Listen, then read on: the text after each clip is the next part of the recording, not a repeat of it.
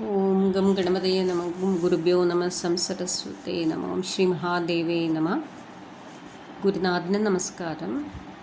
മറ്റുള്ള ടീച്ചേഴ്സിനും പഠിതാക്കൾക്കും എൻ്റെ നമസ്കാരം. നമ്മൾ സ്വാധ്യായം ചെയ്തുകൊണ്ടിരിക്കുന്നത് അധ്യായം 11 ഹോരയിൽ രാജയോഗ പ്രകരണമാണ്. അപ്പോൾ ഇതിൽ ഇനിയിപ്പോൾ പറയാനുള്ളത് 14ാമത്തെ ശ്ലോകമാണ്. അത് മേടലഗ്നത്തിൽ സൂര്യൻ നിന്നാൽ എങ്ങനെയാണ് എന്നുള്ളതിനാണ്. ഒന്ന് നോക്കാം. ലേഖാസ്തേർക്കേ ജേന്തൗ ലഗ്നേ ലേഖാസ്തേ അർക്കേ അജേന്തൗ ലഗ്നേ ഭൗമേ സ്വച്ഛേ കുംഭേ മന്ദേ ചാപം പ്രാപ്തേ ജീവേ രാജ്ഞ പുത്രം വിദ്യാത് പൃഥ്വീപാലം. ലഗ്നത്തിലിരിക്കുമ്പോൾ ലേഖാസ്തെ ലഗ്നത്തിലിരിക്കുമ്പോൾ മേടത്തിൽ ഇന്ദു ചന്ദ്രൻ രാജപുത്രൻ, അതായത്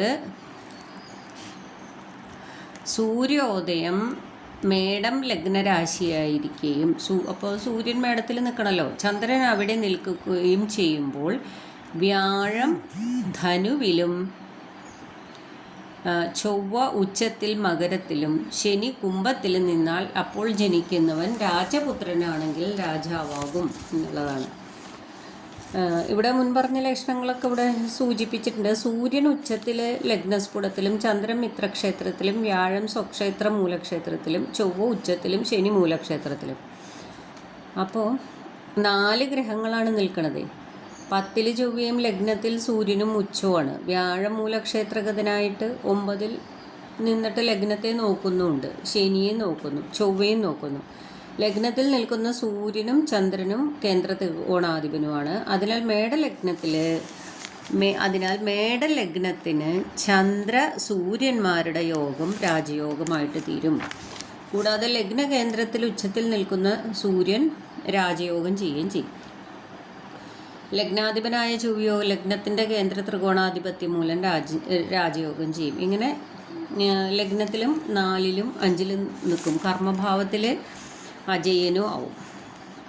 പക്ഷേ എന്നിട്ടും പറയാണ്, രാജവംശജനാണെങ്കിലേ രാജാവാകുള്ളൂ. 3-4 ഗ്രഹങ്ങൾ ഉച്ചമൂലക്ഷേത്രം എന്നിവയിൽ കേന്ദ്രത്തിൽ നിന്നാലും രാജവംശജനല്ലാത്തവൻ രാജാവാവുകയില്ല. രാജവംശജനല്ലാത്തവൻ രാജാവാകണമെങ്കിൽ അതിൻ്റെ മറ്റുള്ള രീതികളും കൂടി പറഞ്ഞു വരുന്നുണ്ട്. അതായത് ഇത് ഒരു ധനയോഗം, നല്ല ഒരു ധനയോഗം, പ്രമാണിയായിട്ടിരിക്കാനുള്ളൊരു യോഗം മാത്രമാണ് ആവണേ. ഇനി ചിലർ പറയുന്നത് ചന്ദ്രന് അതിന് കാരണം കൂടി പറയുന്നുണ്ട്. ഈ മേടലഗ്നത്തിൽ ചന്ദ്രനും സൂര്യനും ഒരുമിച്ച് നിൽക്കുക എന്ന് പറയുമ്പോൾ എന്താവും ആ ദിവസം? കറുത്തവാവും. അപ്പോൾ ചിലർ പറയുന്നത് ചന്ദ്രന് കറുത്തവാവിനോടടുത്തായതിനാൽ, കറുത്തവാവോ അല്ലെങ്കിൽ കറുത്തവാവിനോട് അടുത്തോ ആവും, ബലക്കുറവുണ്ടാകും. അപ്പോൾ അതുകൊണ്ടാണ് രാജയോഗം ഉണ്ടാവാത്തത്. എന്നാൽ ഈ മേടം എന്നുള്ളത് ചന്ദ്രന് ശുഭഫലം നൽകും. ലഗ്ന കേന്ദ്രത്തിലിരിക്കുകയും 5-ാം ഭാവാധിപനുമായി യോഗം ചെയ്തതിനാൽ കേന്ദ്ര ത്രികോണാധിപന്മാരുടെ യോഗമായതിനാൽ രാജയോഗമായിട്ടിരിക്കുകയും ചെയ്യും. പിന്നെ മേടലഗ്നത്തിന് ലഗ്നാധിപൻ ചൊവ്വ ഉച്ചത്തിൽ 10-ൽ നിന്ന് 4-ഉം 5-ഉം ഭാവാധിപന്മാരെയും ഭാവങ്ങളെയും നോക്കുന്നതും ശുഭഫലമാണ്. അപ്പോൾ ചൊവ്വയുടെ അഷ്ടമാധിപത്യവും ചന്ദ്രൻ്റെ ബലക്കുറവും പക്ഷബലക്കുറവുമാണ് അന്യർക്ക് രാജാവാകാൻ പറ്റാതിരിക്കുന്നത്. പിന്നെ അതുപോലെ ഭാഗ്യാധിപൻ ഭാഗ്യസ്ഥാനത്ത് നിൽക്കുന്നത് രാജയോഗമാണ്. അത് വേറെ ഒരു രാജയോഗമാണ്. ഭാഗ്യാധിപൻ ഭാഗ്യസ്ഥാനത്ത് നിൽക്കുന്നത്. ലഗ്നത്തിൽ ദൃഷ്ടി ചെയ്യുന്നത് വിശേഷമായ സ്വഭാവങ്ങളോടുകൂടിയ രാജാവിനെ ഉണ്ടാക്കും. എല്ലാ ഗ്രഹങ്ങളും ലഗ്നവുമായ ദൃഷ്ടിയോഗാധിപത്യങ്ങളാൽ ബന്ധപ്പെടും. അപ്പോൾ സൂര്യൻ ചിങ്ങത്തിൽ നിന്നാൽ ഇതുകൊണ്ട് കേന്ദ്ര ത്രികോണാധിപന്മാരുടെ യോഗം ഇല്ലാതെയാണ് ഉണ്ടാവുക. അതായത് ചിലർ പറയുന്നുണ്ട് ലേയസ്തേ അർക്കേ, അപ്പോൾ സൂര്യൻ ചിങ്ങത്തിൽ നിന്നാൽ അപ്പോൾ കേന്ദ്ര ത്രികോണാധിപത്യ യോഗം ഇല്ലാണ്ടിരിക്കുകയാണ് ചെയ്യണത്. അപ്പോൾ അത് ശരിയല്ല. അപ്പം ഇതാണ് കാരണം. ചന്ദ്രൻ്റെ ബലക്കുറവും ചൊവ്വയുടെ സ്ഥിതിയുമാണ് ഇതിന്, അഷ്ടമാധിപത്യ സ്ഥിതിയാണ് ഇതിന് കാരണം എന്നാണ് പറയുന്നത്. ഇനി നമുക്ക് ശുക്രനെ കൊണ്ടുള്ള രാജയോഗം നോക്കാം. 15ാമത്തെ ശ്ലോകം. സ്വക്ഷേ ശുക്രേ പാതാളസ്തേ ധർമ്മസ്ഥാനം പ്രാപ്തേ ചന്ദ്രേ ദുശ്ചിത്കാംഗപ്രാപ്തേ പ്രാപ്തി ശേഷൈർജാതസ്വാമി ഭൂമി. അതായത് പാതാളാണ് 4ാം ഭാവം, ദുശ്ചിൽക്കം എന്ന് പറയുന്നത് 3ാം ഭാവം, അംഗം പറയുന്നത് ലഗ്നം, പ്രാപ്തി എന്ന് പറയുന്നത് 11ാം ഭാവം. പാതാളമാണ് 4ാം ഭാവം എന്ന് പറയുന്നത്. അപ്പോൾ കുംഭലഗ്നത്തിൽ, ഇടവത്തിൽ ശുക്രൻ, തുലാത്തിൽ 9 ചന്ദ്രൻ, മറ്റുള്ള ഗ്രഹങ്ങൾ 3, ലഗ്നം 11 ഭാവങ്ങളിൽ നിന്നാൽ ജാതൻ രാജാവാകും. കർക്കിടക ലഗ്നത്തിന് തുലാത്തിൽ ശുക്രൻ, മീനത്തിൽ ചന്ദ്രൻ, മറ്റെല്ലാ ഗ്രഹങ്ങളും 3, 11 ലഗ്നഭാവങ്ങളിൽ നിന്നാലും ജാതകൻ രാജാവാകും. ഇതിൽ പ്രത്യേകത എന്താണെന്ന് വെച്ചാൽ ഈ 2 യോഗത്തിലും 6, 8, 12 ഗ്രഹങ്ങൾ വരുന്നില്ല എന്നുള്ളതാണ് ഒരു പ്രത്യേകത. പാപന്മാർക്ക് 3, 11 ഭാവഫലങ്ങൾ ഇഷ്ടബലവും നൽകും. ഇനി ഈ കർക്കിടക ലഗ്നത്തിൽ ശുക്രൻ തുലാത്തിൽ നിൽക്കുന്നത് കൊണ്ട് മാളവയോഗം ഉണ്ടാകും, രാജയോഗം ഉണ്ടാക്കില്ല. ഇപ്പം രാജാവിൻ്റെ പുത്രനാണെങ്കിൽ മാത്രം രാജാവാകും. ഇനിയിപ്പോൾ വേറൊരു പുത്രൻ ഇതിനേക്കാളും ശക്തമായിട്ടുള്ള രാജയോഗം ഉണ്ടെങ്കിലോ ആ പുത്രനാവും രാജാവാകുക. കർക്കിടക ലഗ്നത്തിന് ചൊവ്വയാണ് രാജയോഗകാരകൻ.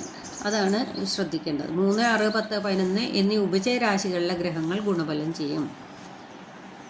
രാജപുത്രൻ അല്ലെങ്കിൽ ധനവും എന്തുണ്ടാവും, സ്ഥാനമാനങ്ങളും ഉണ്ടാവും, എന്നാൽ രാജാവാകില്ല എന്നുള്ളതാണ് ഈ ശുക്രനെ കൊണ്ടുള്ള ചിന്ത. ഇനി ബുധനെ കൊണ്ടുള്ള രാജയോഗം പറയുമ്പോൾ അത് അടുത്ത ശ്ലോകത്തിലാണ് വരുന്നത്, 16ാമത്തെ ശ്ലോകത്തിൽ. അതായത് സൗമ്യേ വീര്യയുതേ തനു സംസ്ഥേ വീര്യാഢ്യേ ച ശുഭേ സുഖയാദേ ധർമാർത്ഥോപജയേഷ്വശേഷൈർധർമാത്മാ നൃപജ പൃഥ്വീശ. ലഗ്നത്തിൽ ബലവാനായ ബുധൻ നിൽക്കുക, ബലമുള്ള ചന്ദ്രൻ, ശുക്രൻ, വ്യാഴം എന്നിവർ 4ൽ നിൽക്കുക. ബാക്കിയുള്ള ഗ്രഹങ്ങൾ പാപന്മാർ 9, 2, 3, 6, 10, 11 ഭാവങ്ങളിൽ നിന്നാൽ ധർമ്മബോധമുള്ള രാജാവായി തീരും. ധാർമ്മികനായിട്ടുള്ള രാജാവാകാനുള്ള കാര്യമാണ് ഇത് പറയുന്നത്. അയാൾക്ക് ധർമ്മമുണ്ടോ എന്നുള്ളതാണ്. പിന്നെ ഇതിലെന്താ വെച്ചാൽ ബുധൻ നമുക്കറിയാം കന്നിയിലും മിഥുനത്തിലും നിന്ന് ഭദ്രയോഗമാണ് സാധാരണ ബുധൻ തരുന്നത്. പിന്നെ ഇത് കൂടാണ്ട് 4ലും 3 ശുഭന്മാർ ആണ് ബലവാന്മാരായിട്ട് നിൽക്കുന്നത്. അപ്പോൾ മൗഢ്യം നീചൊന്നും ഇല്ല എന്നർത്ഥം. അപ്പോൾ ഇങ്ങനെ ആയതുകൊണ്ട് കന്നി രാശിയിൽ ബുധൻ നിൽക്കുക, 4ൽ ധനുവിൽ വ്യാഴം, ശുക്രൻ, ചന്ദ്രൻ എന്നിവർ നിൽക്കുക. അപ്പോൾ വ്യാഴം ഹംസയോഗം, വ്യാഴം ശുക്രൻ എന്നിവരുടെ യോഗം കേന്ദ്ര ത്രികോണാധിപന്മാരുടെ യോഗം, അങ്ങനെ രാജയോഗം കൊടുക്കും. വ്യാഴചന്ദ്രന്മാരുടെ യോഗം കേസരി യോഗം ആവും. ഇങ്ങനെ വ്യാഴം, ശുക്രൻ, ബുധർ എന്നിവർ രാജയോഗ കർത്താക്കന്മാരാകും എന്നുള്ളതാണ് ഇതിലെ മറ്റൊരു പ്രത്യേകത ശ്രദ്ധിക്കേണ്ടത്. ഇനി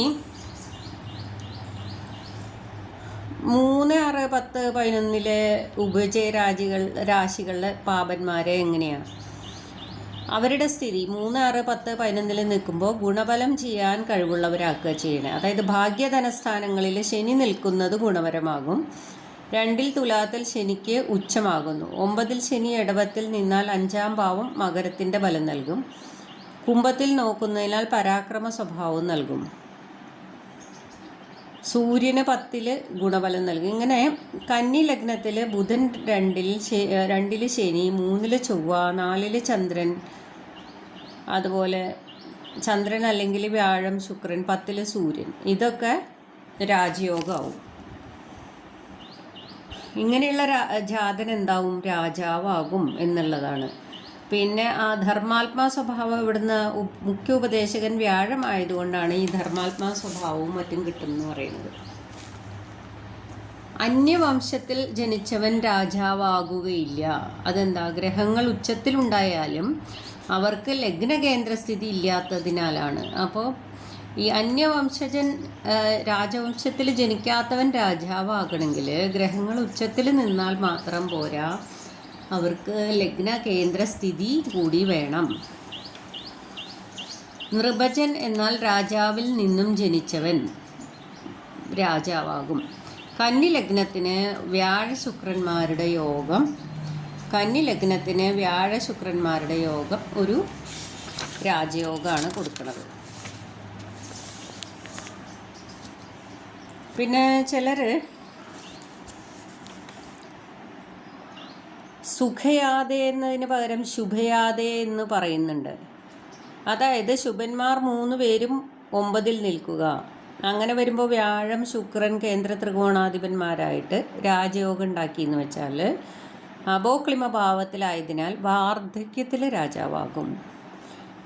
സുഖയാതെ എന്ന് പറയുകയാണെങ്കിലോ, നമ്മൾ സുഖയാതെ എന്നാണെങ്കിൽ യൗവനത്തിൽ രാജാവാകും. പക്ഷേ ശുഭയാതെ എന്നെടുക്കുകയാണെങ്കിൽ വാർദ്ധക്യത്തിലേ ആവുള്ളൂ.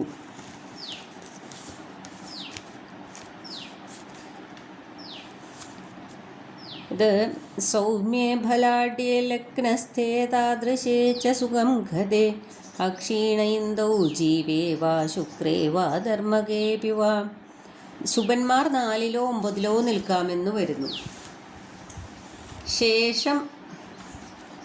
ശേഷേർ നവമകൈർ 9, ഭാദ്ര 3, വൈരി 6, കർമ്മം 10, ഗൈർ ഗ്രഹേ 11. അപ്പോൾ ഇങ്ങനെ വരുമ്പോൾ 9, 3, 6, 10, 11 ഭാവങ്ങളിൽ മറ്റുള്ള ഗ്രഹങ്ങൾക്ക് ശേഷം 8, 12 ഒഴിച്ച് 2-ൽ നിൽക്കാമെന്നാണ് ഇതിൽ പറയുന്നത്. ഇനി ഇടവരാശി ഫലമാണ് അടുത്തത്. ഒന്ന് നോക്കാം. 17ാമത്തെ ശ്ലോകം നോക്കാം.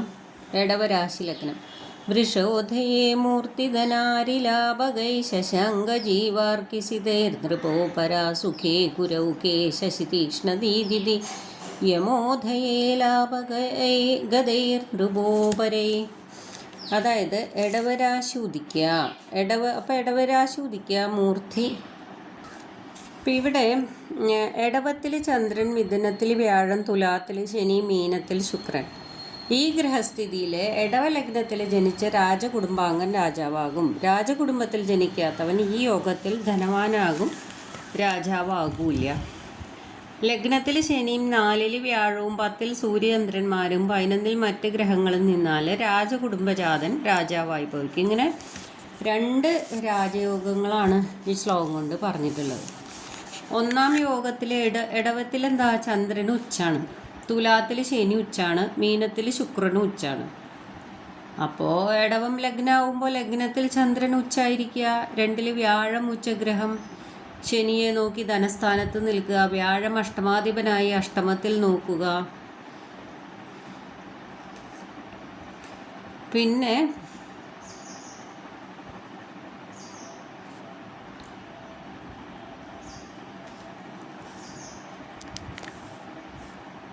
ഇവിടെ 2-ൽ വ്യാഴം ഉച്ചൻ എന്നാണ് എഴുതിയേക്കുന്നത്. 2-ൽ വ്യാഴം ഉച്ചനാവില്ല.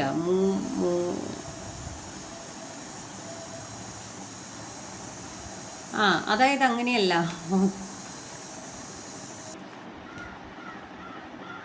അതായത് 2-ൽ വ്യാഴം ഉച്ചം എന്നല്ല, വ്യാഴം ഉച്ചഗ്രഹം ശനിയെ നോക്കിയിട്ട് ധനസ്ഥാനത്ത് നിൽക്കണു.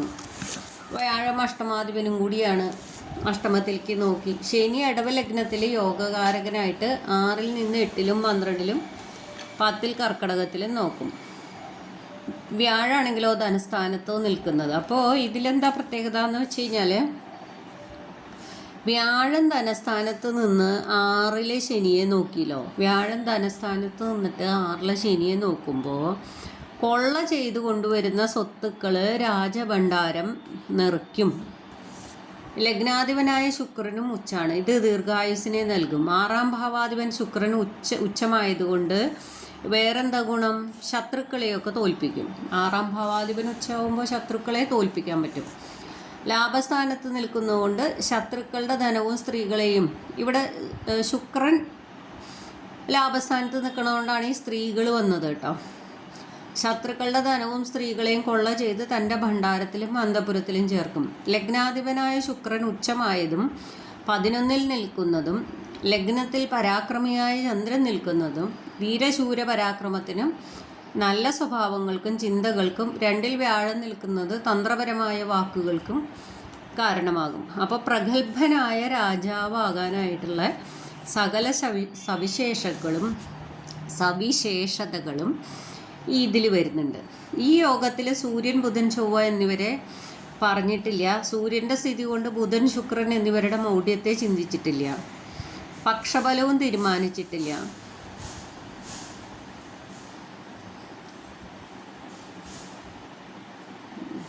അത് ഒരു പ്രത്യേകതയാണ്. പിന്നെ ഉച്ചഗ്രഹങ്ങൾ കേന്ദ്രത്തിൽ നിൽക്കാത്തതാണ് എല്ലാവർക്കും രാജയോഗം നൽകാത്തതിന് കാരണം. അത് നമ്മൾ നേരത്തെ മനസ്സിലാക്കി. ഉച്ചഗ്രഹങ്ങൾ 1, 6, 11 എന്നീ ഭാവങ്ങളിലാണ്. അപ്പോൾ വ്യാഴം ഉച്ചമല്ലെങ്കിലും മീനത്തിൽ ശുക്രൻ ഉച്ചമായതും ഉച്ചത്തിലെ ശനിയെ വ്യാഴം നോക്കുന്നതും അതുമൂലം വ്യാഴത്തിന് ശനിയുടെ യോഗകാരകത്വവും 6ാം ഭാവത്തിൻ്റെ പരാക്രമവും ധനയോഗവും ഉണ്ടാകുന്നു. ഉച്ചഗ്രഹങ്ങൾക്ക് പഞ്ചമഹാപുരുഷ യോഗമില്ല. ശനിക്ക് കേന്ദ്ര ത്രികോണാധിപത്യം മൂലം രാജയോഗം വരുന്നു. ശനിയാണ് ഇവിടെ രാജയോഗകാരകനായിട്ട് തീരുന്നത്. ഇനിയിപ്പോൾ 2 തരത്തിലുള്ള രാജാവ് പറയുന്നതാണ്. അതായത് സ്വത്തൊക്കെ കൊള്ളയടിച്ച് പരാക്രമം കാണിക്കാനുള്ള യോഗ്യതയൊക്കെയുള്ള ഒരു രാജാവായിട്ട് തീരും. ഇനി 2ാമത്തെ യോഗം എന്താ വരിക? ലഗ്നത്തിൽ ശനി, 4 വ്യാഴം, 10 സൂര്യചന്ദ്രന്മാർ, 11 മറ്റ് ഗ്രഹങ്ങൾ എന്ന യോഗവും രാജയോഗമാണെന്ന് നമ്മൾ നേരത്തെ പറഞ്ഞു. അപ്പോൾ ഗ്രഹങ്ങളുടെ രാശിസ്ഥിതി ഒന്നും പറഞ്ഞിട്ടില്ല. 11 ബുധൻ, ശുക്രൻ, ചൊവ്വ ധനയോഗം ഉണ്ടാക്കും, രാജയോഗം ആവില്ല. ലഗ്നത്തിൻ്റെ 10 സൂര്യചന്ദ്രന്മാർ നിന്നാൽ അത് അധികാരം ഉണ്ടാവും. ചന്ദ്രനും സൂര്യനും കേന്ദ്ര ത്രികോണാധിപത്യങ്ങൾ ഉണ്ടായാൽ അവരുടെ യോഗം രാജയോഗം ചെയ്യും എന്നുള്ളത് മാത്രമാണ് അവിടെ വരുന്നത്. മേട, വൃശ്ചിക രാശികൾക്ക് യോജിക്കും, മറ്റ് രാശികൾക്ക് ഒന്നിനും ഇത് സാധ്യമാവില്ല. പിന്നെ 4 നിൽക്കുന്ന വ്യാഴം 10 സൂര്യചന്ദ്രന്മാരെ നോക്കും. അത് മനസ്സിലാക്കണത് വ്യാഴത്തിന് കേന്ദ്ര ത്രികോണാധിപത്യം വന്നാൽ ഭാഗ്യാധിപനായ സൂര്യനെയോ ത്രികോണാധിപനായ ചന്ദ്രനെയോ നോക്കിയാൽ രാജയോഗം ഉണ്ടാവും. അപ്പോൾ ഇത് ഏതുകൊണ്ട് മാത്രമേ പറ്റുള്ളൂ? ധനുരാശി ലഗ്നം കൊണ്ട് മാത്രമേ പറ്റുള്ളൂ. വ്യാഴത്തിന് ധനുരാശി ആവുമ്പോൾ എന്താ പറ്റുക? വ്യാഴത്തിന് 1ൻ്റെയും 4ൻ്റെയും ധനു, മകരം, കുംഭം, മീനം. അപ്പോൾ 1ൻ്റെയും 4ൻ്റെയും വ്യാഴത്തിന് കേന്ദ്ര ത്രികോണാധിപത്യം വന്നാൽ ഭാഗ്യാധിപനായ സൂര്യനെയോ ത്രികോണാധിപനായ ചന്ദ്രനെയോ നോക്കിയാൽ രാജയോഗമാകും. ധനു രാശി ലഗ്നം കൊണ്ട് സാധ്യമാകുമെന്ന് പറഞ്ഞു കഴിഞ്ഞാൽ അത് 1, 4 എന്താ വെച്ചാൽ 1, 5, 9 എന്നുള്ളത് ത്രികോണത്തിലും പെടുത്താം. 1, 4, 7. അപ്പോൾ ആ 4 എന്നുള്ളത് കേന്ദ്രത്തിലും പെടും. അങ്ങനെയാണ് അത് വരുന്നത്. ഈ വ്യാഴം 4ലും സൂര്യചന്ദ്രന്മാർ 10ലും ആകുമ്പോൾ പരസ്പരം ദൃഷ്ടിയും വരും. അതുപോലെ വൃശ്ചിക രാശി ലഗ്നത്തിൽ ശനി നിൽക്കുക എന്ന് പറഞ്ഞാൽ അത് ശത്രുക്ഷേത്രം. അപ്പോൾ മേടരാശി ശനിക്ക് നീചമാവും. വൃശ്ചിക രാശി ലഗ്നത്തിൽ 11 ശുക്രൻ നിന്നാൽ കന്നിയിൽ നീചമാവും. അപ്പോൾ വൃശ്ചികവും മേടവും ലഗ്നമാകുന്നത് പൊതുവേ ഫലക്കുറവുണ്ടാക്കും. അപ്പം മിഥുന, കന്നി രാശികൾക്ക് പൊതുവെ ഉച്ചഗ്രഹസ്ഥിതി കൊണ്ടുള്ള രാജയോഗം കുറവാണ്. ഉഭയരാശികൾക്ക് പൊതുവെ അങ്ങനെയാണ്. ചന്ദ്രനും ശുക്രനും ബുധനും ഒഴിച്ച് മറ്റെല്ലാ ഗ്രഹങ്ങൾക്കും ഉച്ചരാശി ചരരാശിയാണ്. അപ്പോൾ ചന്ദ്രന് സ്ഥിരരാശിയും ശുക്രനും ബുധനും ഉഭയരാശിയുമാണ്. അതാ ഉച്ചരാശി സ്ഥിതി നോക്കിയിട്ട് മനസ്സിലാക്കിയാൽ മതി.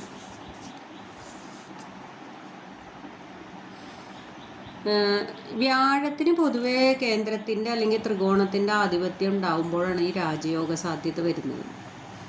മീനലഗ്നത്തിൽ ശനിയും മിഥുനത്തിൽ വ്യാഴവും 10 ധനുവിൽ സൂര്യചന്ദ്രന്മാരും നിന്നാൽ വ്യാഴത്തിൻ്റെ കേന്ദ്ര ത്രികോണാധിപത്യം കൊണ്ട് ത്രികോണാധിപനായിട്ടുള്ള ചന്ദ്രനെ നോക്കുമ്പോൾ രാജയോഗം ഉണ്ടാവും. അപ്പോൾ ഒന്ന് മനസ്സിലാക്കേണ്ടത് എന്താണെന്ന് വെച്ചാൽ ഗ്രഹങ്ങൾക്ക് കേന്ദ്ര ത്രികോണാധിപത്യമില്ലാതെ എവിടെ നിന്നാലും രാജയോഗം ഉണ്ടാവില്ല എന്നുള്ളത് മനസ്സിലാക്കണം. കേന്ദ്ര ത്രികോണാധിപത്യമില്ലാതെ എവിടെ നിന്നാലും ഗ്രഹങ്ങൾ അവർക്ക് രാജയോഗം ഉണ്ടാവില്ല. ഇനി 10ാം ഭാവബലം നമുക്ക് നോക്കാം. അടുത്ത ശ്ലോകം 10ാം ഭാവബലത്തിനെ പറ്റി പറയുന്നതാണ്. അന്ന് നമുക്ക് നോക്കാം.